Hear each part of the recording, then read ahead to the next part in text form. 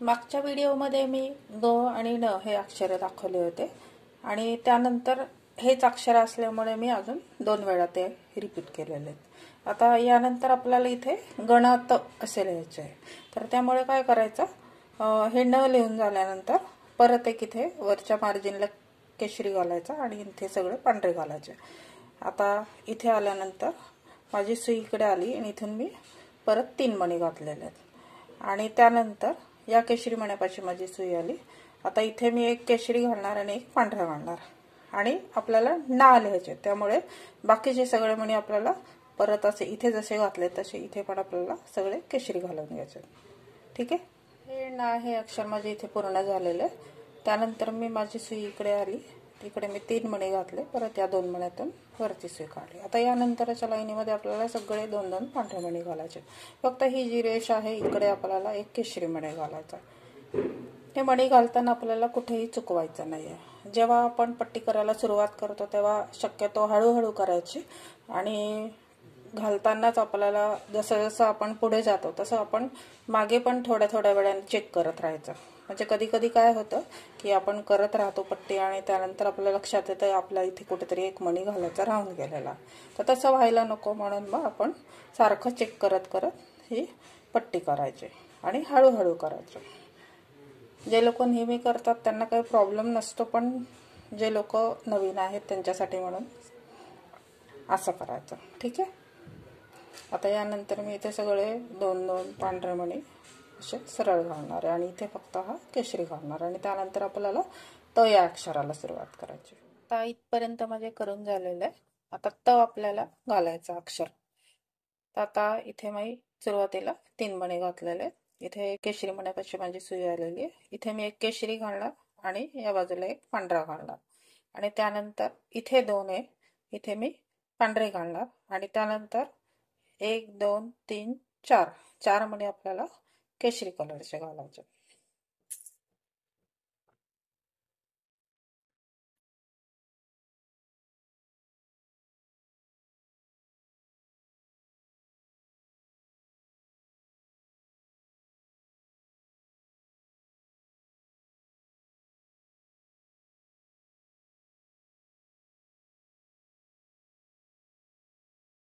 इथून पुढे या 2 मण्यातून सुई काढली मी, इथे आपल्याला 2 पांढरे मणी घालायचे।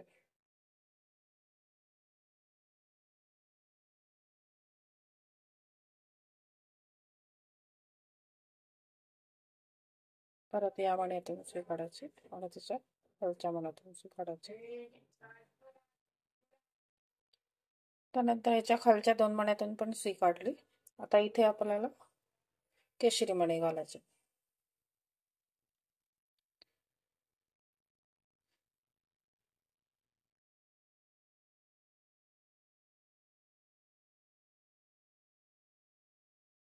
हे 2 घातले, आता परत खाली घ्यायची सुई खालच्या 2 मण्यात आणि तिथे पण परत 2 केशरी मणी घालायचे आपल्याला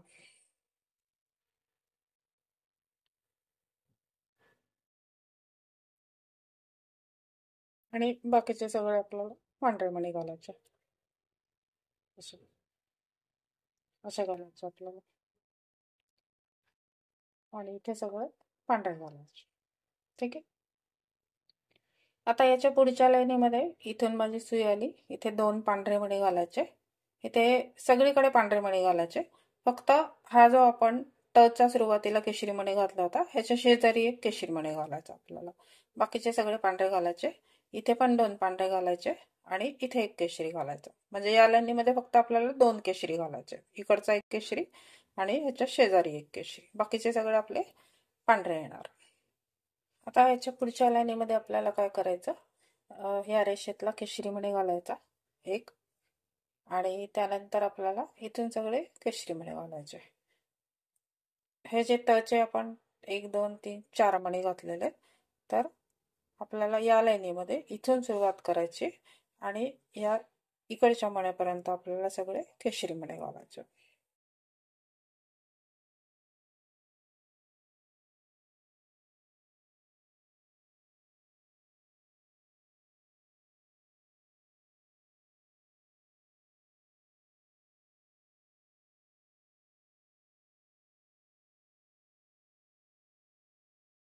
ते सगळे मी केशरी मणी घालणार आहे.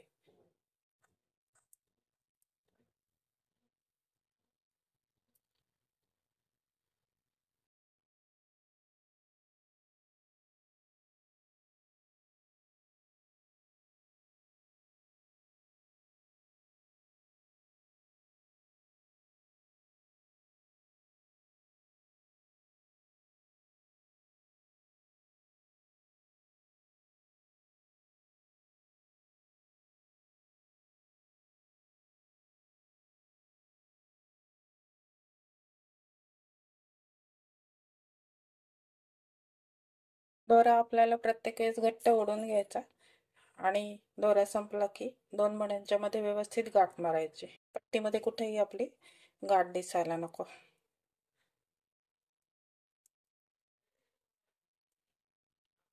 तर इथपर्यंत माझं घालून झालं. आता ह्याच्या खाली अजून एक केशरी मणी घालायचा.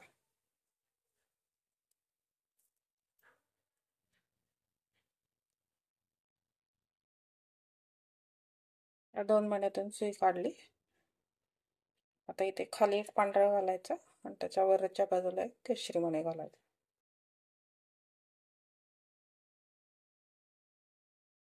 हे अक्षर आपलं पूर्ण झालं.